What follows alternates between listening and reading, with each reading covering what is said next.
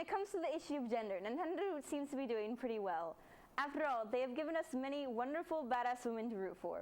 We have Samus Aran, the smart, powerful bounty hunter. We have the gender option in Pokemon, so we can have a determined, powerful heroine. We have Princess Zelda, who is varying degrees of skilled warrior and sorceress. And through the progression of Zelda games, she seems to get more and more badass. So what is there to complain about? In the newly released Hyrule Warriors, a Legend of Zelda game with the feel of a Dynasty Warriors game, Nintendo seems to have taken a step back. Perhaps this game was aimed at older audiences, or perhaps the company was borrowing from the stylistic designs of Dynasty Warriors, a game where the objectified female characters are common. Either way, the game had an uncomfortable amount of objectified females, starting with Princess Zelda. In a trope not uncommon to video games, Zelda dons the old metal bra armor.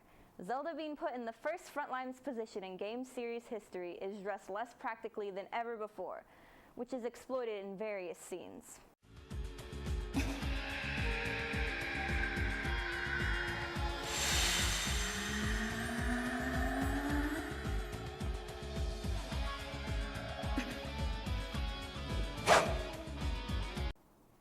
The camera actually seems to halt on her breasts, objectifying the princess. Another character, and one even more uncomfortably presented than before, is the antagonist, Sia.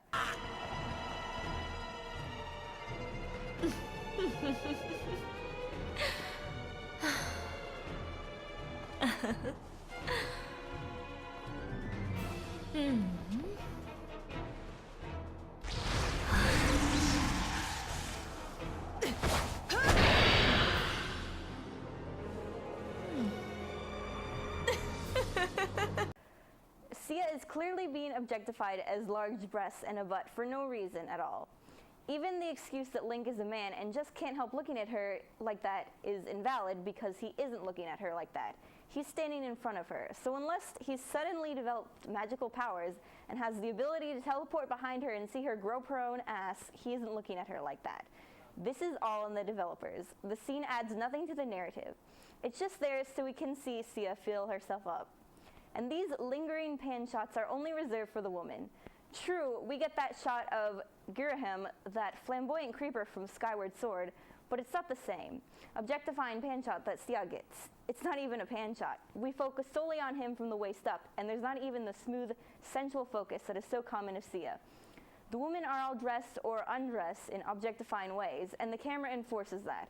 The closest male equivalent is Girahim, and the camera doesn't pan on him like it does on the woman. That is the main problem in the game. In story, these women aren't being objectified, so they don't need to be objectified by some kind of omnipresent camera trick. Certainly that doesn't make this a bad game, or even that it's close to being the worst when it comes to female representation, but Nintendo has left the lingering feeling of disappointment, dropping way below their usual standards.